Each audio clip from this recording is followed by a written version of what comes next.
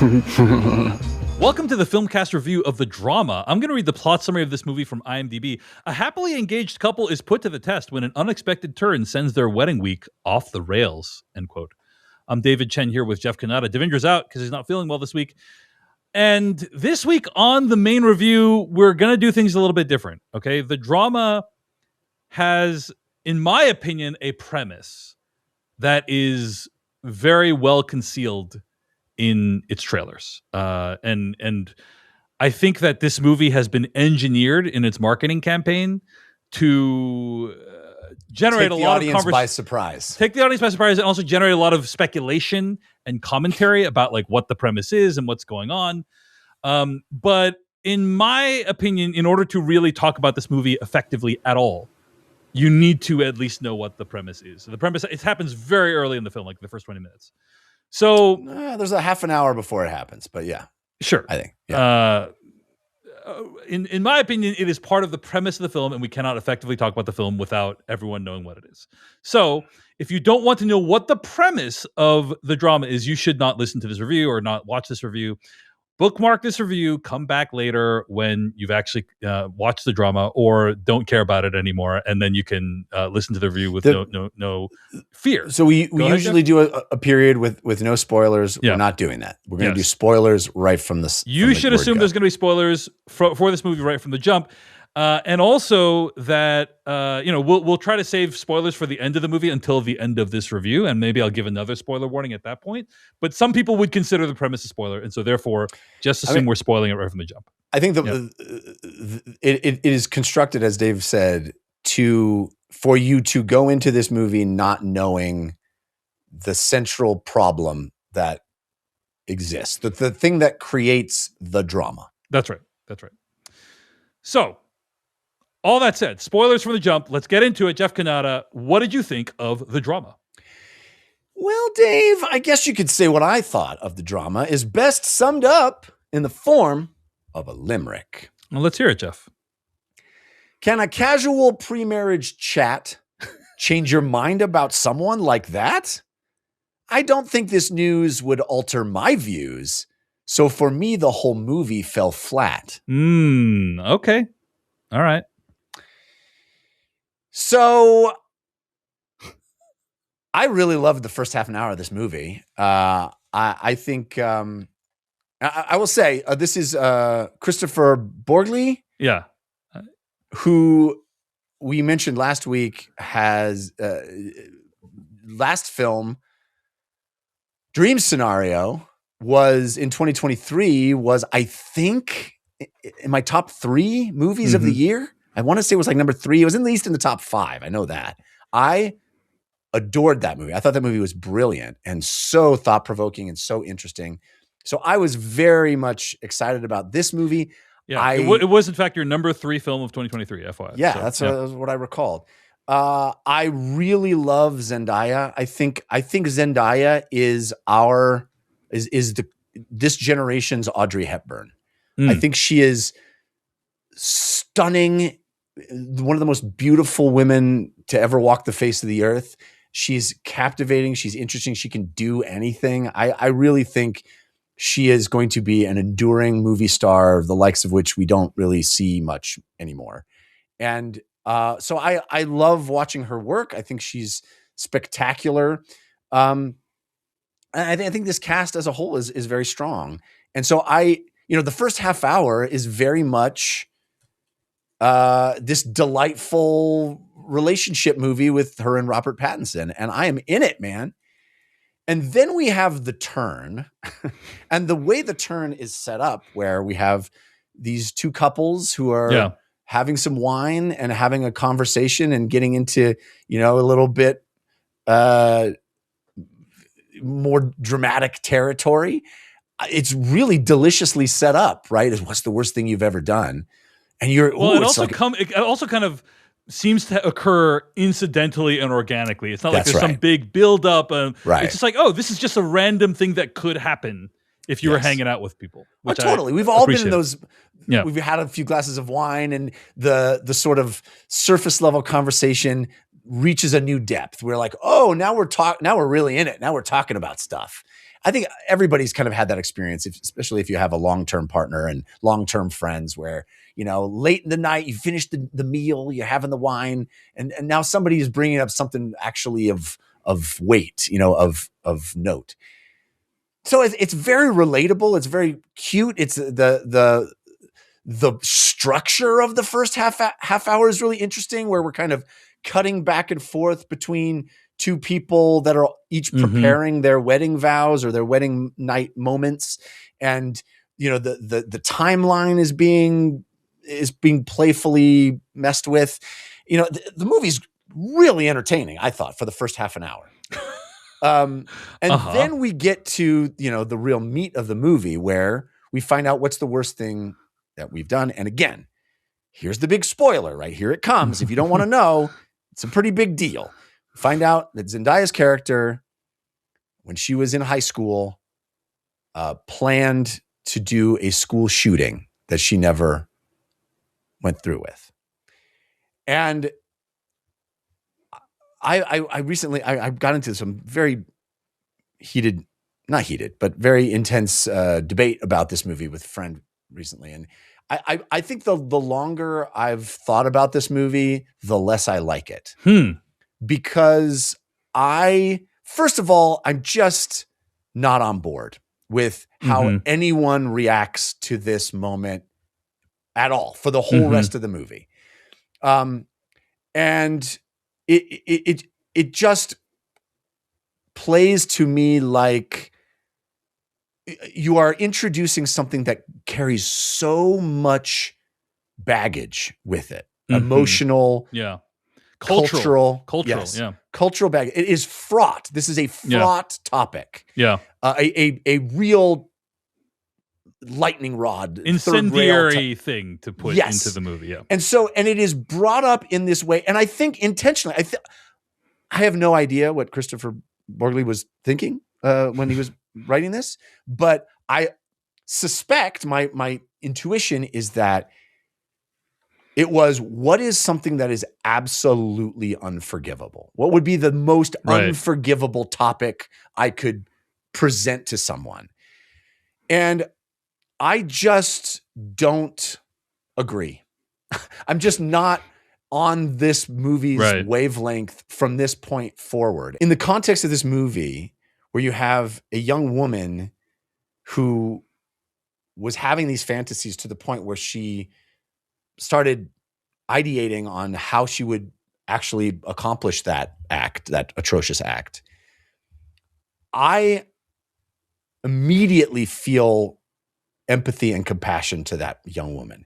And the fact that she then, finding some community, finding some purpose, finding some way out of that, when in the context of the movie doesn't do it because another shooting happens and she sees how that shooting lands in her community, and she's sort of pushed out of that planning phase and into really going 180 degrees in the opposite direction and being a advocate for gun control. And I just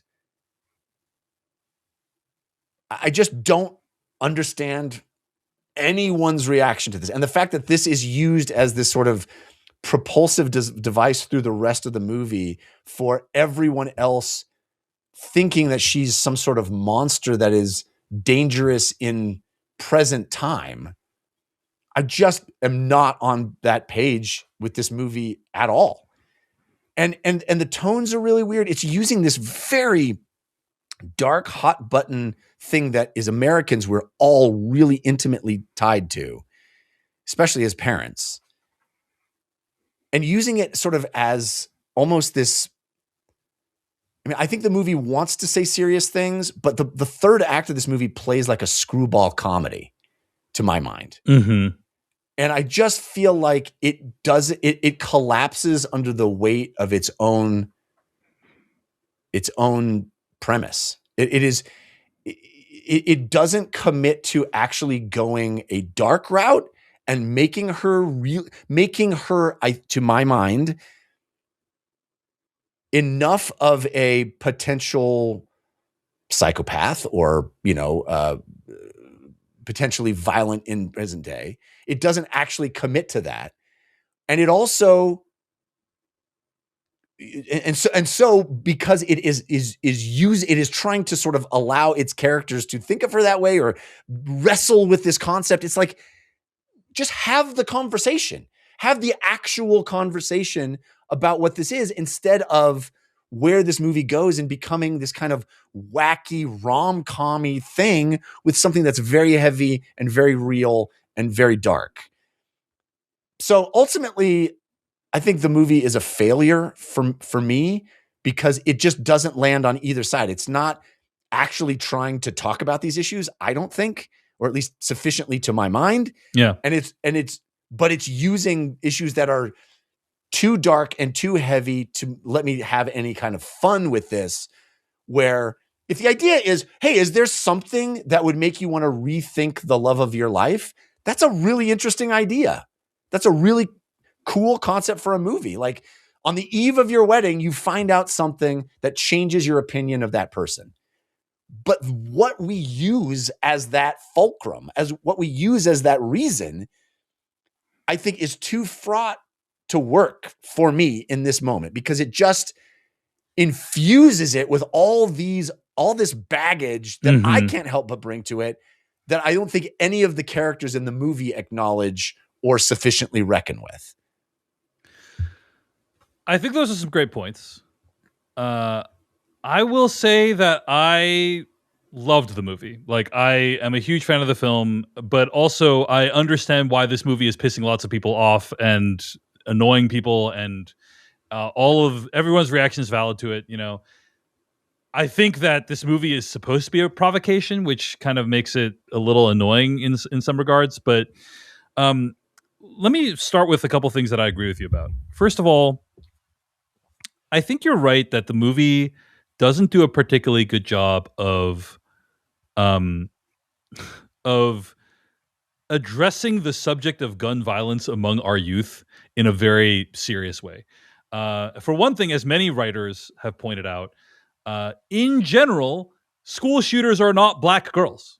Like, that is just a fact of American society. Like, and so the idea that the school shooter, the ostensible school shooter in this movie, is a black girl, it just doesn't like match with a lot of like what our understanding of this psychographic is, and nothing else in the movie really screams out to me that the movie is taking this subject seriously, and with a serious and kind of deep level of thought that I think is worth it, right? And so it kind of demands, I would argue. Yeah, that it kind of demands, and so therefore I agree with you on that, in that regard, that like he purposely chose this subject that's very provocative, incendiary, and then didn't invest a proper level of investigation into it that I think it warranted, and that is a bummer. I think that is like, it means that fewer people can appreciate what he was able to do here. I also think like the other biggest issue I have with the film is we don't really know these two main characters, the Robert Pattinson character and the Zendaya character. I don't think we really get to know them very well. And in fact, what little we do know of them, I don't like. The little we learn of these characters, I find pretty off-putting. And so I think for a movie like this to really work, you need to feel somewhat invested in these characters, or like Zendaya's character, like what is she like deep down inside? What does she really think about these things? Because then, like, in my opinion, some really good tension can come between how she is perceived versus how she is. But I don't even know how she is. So, like, where can I even get a sense of that? I don't think I get that from this film. I don't think you're wrong about that at all. I think that is an excellent point. I think what the movie is trying to do, the work it's doing in that first half hour, is trying to create a situation where you are rooting for it all to work out between these two. Yeah, you and are I'm saying I never even got. Now, I'm saying I never even got there, like, because I think where I agree with you is that I wish we knew about them as individual human beings. Instead, what we're served isn't this relationship that they have special? And if this revelation ruins this relationship, aren't we going to be sad? I think that is the central stakes of the film, rather than what I think you're saying. And I understand you're saying more than what I'm saying, but I think the part that I really connect with what you're saying is that I want to actually be invested in these individuals, and these individuals should have a great relationship to each other. That's great too. But you're right that there's literally nothing to grasp onto with who they are, independent of this delightful connection that they have made to each other. Right. And I think maybe you're right that that's what I was supposed to feel, was I'm rooting for this couple and so on. But I never really got there, because I think I just found very little to like of the characters even before we get to the main reveal. That's just me personally. Other people might have a different reaction. The movie is coasting on these two actors' considerable charisma, which it is very high, and they have decent chemistry, the little that we see of them with each other. So it's not like it doesn't work at all. It's just more like on the script level, I don't think like developing these characters is there. Having said all that, you said the question that the movie is kind of proposing, or that maybe that one could imagine it proposing, is what if you found out something about your significant other that that was horrible and unforgivable? And I think this movie works really well in that dimension. Personally, I think it works really well as a mental exercise of, can you really ever know another person? Right? Like, you are about to marry someone, you've spent years with them, but we could spend the rest of our lives like asking our spouses questions every day about, their backgrounds and their life story, and never get the full dose of what exactly makes up a person. And I think that that's one of the things this movie nods at is like the unknowability of someone. I think that's like a very kind of rich area. Another thing is just, okay, I didn't like the idea that the movie used school shootings, but what if it was something that was genuinely upsetting, right? Like, how would that land in a friend group? And how would that kind of percolate out? And what would the cascading consequences of that be?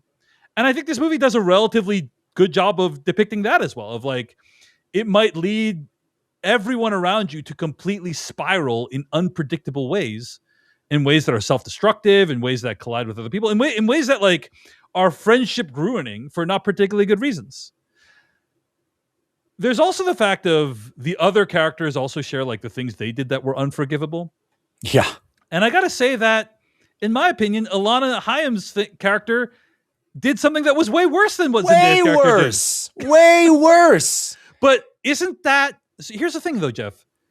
Potentially, that is a feature and not a bug of the film. Potentially, it's a feature of like, hey, this is like, in this scenario, like maybe this other character, maybe Alana Haim character represents an archetype of somebody that doesn't see her own failings and condemns others around them in an extremely toxic fashion. So, of course, I think that is, I will accept that. And I recognize that. And I think that is exactly what the movie is attempting to do. Mm-hmm. That said, and of course we're supposed to feel like, hey, idiot, look in the mirror instead of blaming every other. But the problem is, I honestly think that if her admission was placed on Zendaya's character and the rest of the movie plays out similarly, it's a much better movie. Because what her reveal is of locking a child in a closet and then abandoning that child and keeping it a secret for the rest of her life, it shows so much more callousness and self-preservation and lack of accountability and all of the things that if I was going into a relationship and I was like, I'm potentially going to have children with this person, like, and she's able to do that to a child, that would be like, that is an actual, to me, moral dilemma that would sort of pick at the underpinnings of my love for somebody. Like, it would make me question, like, who is this person really? I guess I would say that also plays. Wait. That also plays like something that we, like it does in the movie, plays like something that we could all laugh at. Like, oh my god, and then I just ran away. And it's like, no. That's worse that you're laughing at. The fact that you bring up something that everyone immediately, even the person telling the story, recognizes as being beyond the pale. And then you have that person going 180 degrees to the point where she's advocating against the circumstances that could cause that. Like, you've now entered into territory where it's not a moral decision anymore. It's literally just a lack of empathy. It's from my perspective.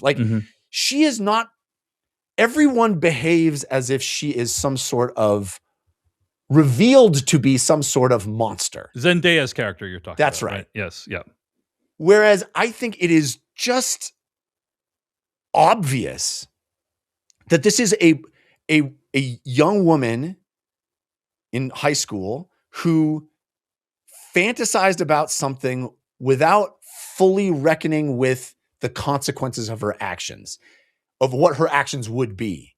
She's doing the revenge fantasy that I think is very natural to a large extent. And the fact that she doesn't go through with it, and that when presented with literally any support system, any person that she can connect with, she turns 180 degrees against that notion. This is, I think, patently, obviously not a monster. And the fact that everyone is like, oh, is she actually a monster?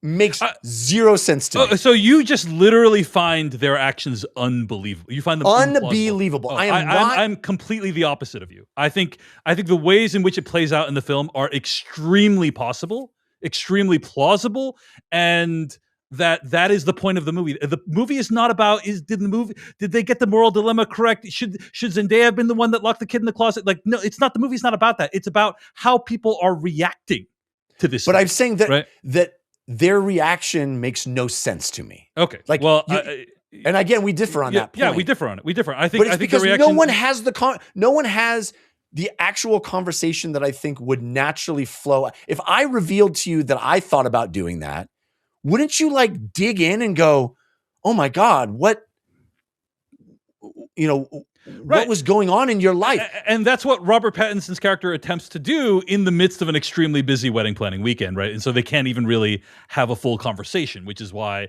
But I agree with you that that's kind of like a contrivance to prevent them from actually hashing things out. But yes, well, he's so mealy mouthed and he's so like consumed by his own self doubt, and rather than just like have the conversation. There's no moral dilemma here. She did not do it. She had fantasies that did not get fulfilled. And I don't know. He attempts to have the conversation. Like I think he literally attempts for multiple scenes to have the conversation, and they just keep getting interrupted because we all know that. I mean, the thing that's most implausible about this film, Jeff, is that they would not take 1 to 2 days off for their wedding week.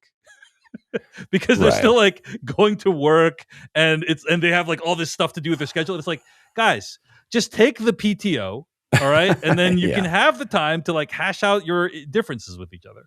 But yes, Jeff, I understand that your issue is that your personal reaction did not mirror the reactions of the characters in the film to this problem. Well, right? yeah, I mean, which I think you say it that way, like it's an unreasonable thing, but it just seems. I don't know if it's unreasonable, but I think it's very personal. I think there's a lot of people out there that probably feel the same way as you, but there's people like me who think that what we saw on screen is an extremely plausible way that people might react to that news. And the way, specifically the way that Alana Haim's character weaponizes her feelings against Zendaya, and like also like I think it was her cousin. My cousin was paralyzed in a school issue, and kind of like uses this kind of victimization mentality as kind of this emotional cudgel in this relationship, and becomes from my perspective extremely self-absorbed as a result. That is like a very compelling portrait of something that could happen in this scenario, in my opinion. Again, so I did not find it implausible in the slightest, and also I think that is. Me finding it plausible how they reacted is not the same as me saying that what Zendaya's character did is bad, or is the worst thing ever. You know what I'm saying? Yeah. Obviously, it's bad to plan what she did. I'm just saying like that it is the level of magnitude of bad that the other characters. I'm not saying I agree with how the characters reacted.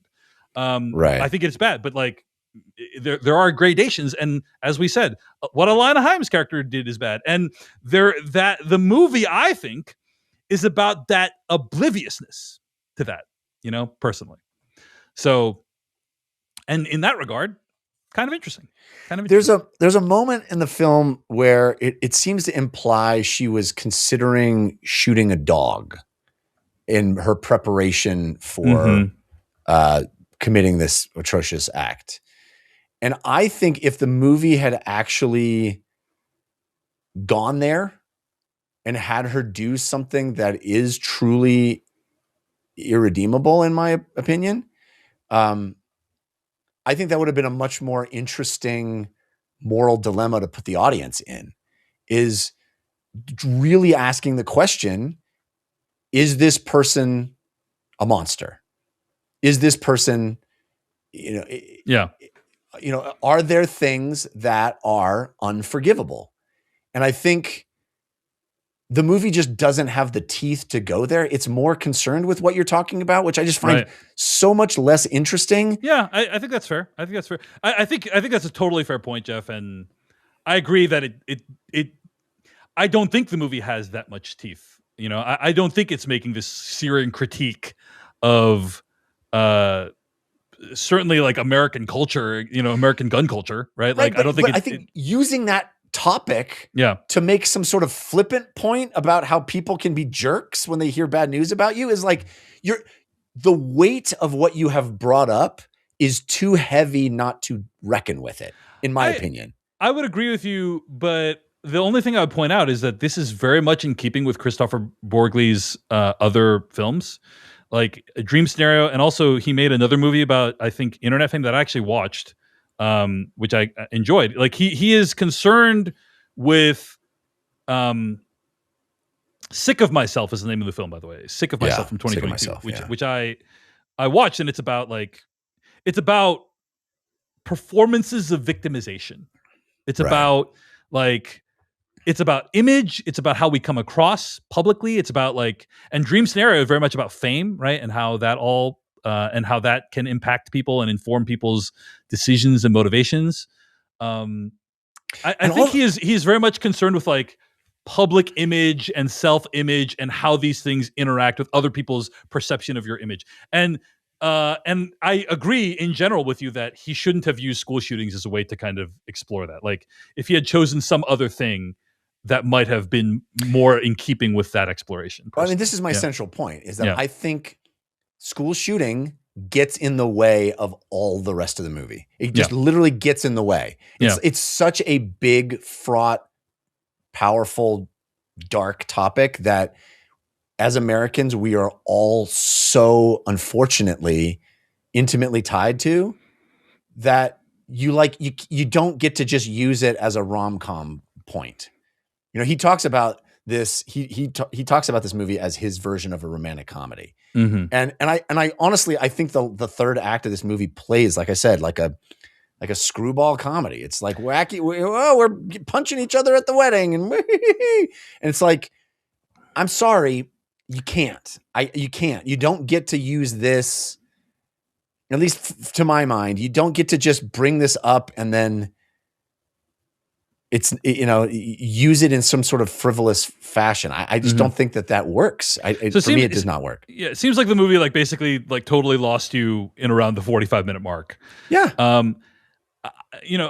Fair enough about the romantic comedy point. I did not find the ending particularly, or certainly if it had the plot machinations of a romantic comedy, it was played as much, much darker to me. But I mean, it does have the plot machinations. I mean, literally the last beat of the movie is it's right. But the idea of him kind of sexually harassing his colleague and then giving that horrendous speech, which is just at the wedding. Come on, man. Did you buy that anybody would do that? It's so preposterous. And it's like, what are we doing right now? What are we even doing here? That's how I felt. To me, the movie was about what is it like to discover something about the person you love that you didn't know, right? And I I was able to kind of compartmentalize and put aside the school shooting stuff, which I think is very poorly handled in the movie, and kind of just focus on that part. And in that regard, I found the movie to be very compelling, because it would, like I said, it would cause people to spiral out. And then at the end of the day, what you most want in that scenario probably is, hey, can we just have a reset? Can we just start over and go back to the beginning? And that's what the characters end up trying to do. And I thought that was very nice and sweet. Now, again, don't know very much about these characters that I like, but I kind of get those ideas and get those impulses. There's one other thing I want to say, which I think the Kristopher Borgli is the editor on. He's a co-editor on the film, and I thought the editing in this film and also Dream Scenario were very, very strong. Like the way I feel like very few people edit movies like him, where he's kind of piecing just like individual frames together, piecing them together in a way that is very evocative of. I think he understands what it feels like to think of things and to dream of things and to like have a train of thought. And he's able to represent that cinematically in a way that very few directors are able to. So I wanted to give him props for that. Yeah, there's a moment when Zendaya and Robert Pattinson are in their home, and we're sort of in the fallout of this, negative reaction to her past, and we cut to a shot of Robert Pattinson coming over and embracing her and just holding her. And then we cut back out to realize that didn't happen. That's just her inner life. And I have lived that so many times, where it's like, it's truly beautiful moment in the movie. I thought it felt very true. So many times in my life, I've gotten into a disagreement with someone I love, and I thought, oh my God, I just want to come over and hug me and it'll all be okay. But there's something preventing that. We can't get, all it would take is to just hug each other and it would all wash away. And we could just be in this new paradigm of not being angry at each other. But neither of us can seem to do that right now. And I just thought you're right to point that out. And I wish the movie was more of that. I wish the movie was more about the juxtaposition of the sort of inner life to the outer life. And I would say for more of that, you can watch Dream Scenario, his other film, which I think does so good. He's he is able to capture what it feels like to dream something, which is really like Dream Scenario does a better job of depicting dreams than Christopher Nolan's Inception, as an example. Nolan's Inception bears no resemblance to dreams. Yes. Anyway, Jeff, I think very reasonable reaction to the film and its use of school shootings as a concept. For me, I was able to put aside the film's considerable flaws and appreciate some of the things that it was trying to say around what it's like to try to get to know someone, how you can never really know someone, how people can react in really disproportionate ways to certain things, right? And that is like a facet of the modern society in which we live. So I was able to appreciate those things without letting the other stuff cloud me. But I think it's fair if you can, and many people share your reaction. This is a very polarizing film. So I think it's meant to be, right? It's meant to be provocative. And I think the mere fact that they withhold that knowledge from all the marketing is an accentuator to that provocation. Like the fact that they want this to take people by surprise, that this is a movie about school shootings, is intentional. And I think, you reap what you sow. But the thing that I came away with is like the 99% of the problem here, and forgive me for saying this, but 99% of the problem here is that she had access to a rifle. And the movie does not deal with that at all. But it's like the same young woman in the same situation with the same feelings and the same resentments, but does not have access to rifle, is a different world. Well, you say that it doesn't deal with it at all, but I do think that Kristopher Borgli, I don't believe is American, right? So I think this is part of his critique, right? It's kind of like he is from my perspective blithely using it as a way of critiquing American society, but per the stuff that you've said, doesn't exactly put the kind of weight behind it. I don't think that's that's definitely a subtext in the film, Jeff. I don't think Kristopher Borgli disagrees with what you just said. Like, he definitely understands that it is a distinctly American thing, and I think it is part of the critique of the film, or part of what he is trying to say is like, and this is how Americans are. Here are some ways that Americans are. Like, that's kind of how you can understand some of what he's trying to say, in my opinion. Right. So, anyway, despite some of the negative things we have said, at the end of the day, it is very impressive that Kristopher Borgli made a movie. Thank you so much for watching this video of the Filmcast. Check out these other videos that we have available, and be sure to hit like, subscribe, and hit that bell icon to get other videos from us in the future. You can also go to thefilmcast.com to catch all of our audio podcast versions of all of our episodes. And support this podcast at patreon.com/filmpodcast, where you can sign up for ad-free episodes and exclusive After Darks. Thanks so much to everyone who makes the Filmcast possible.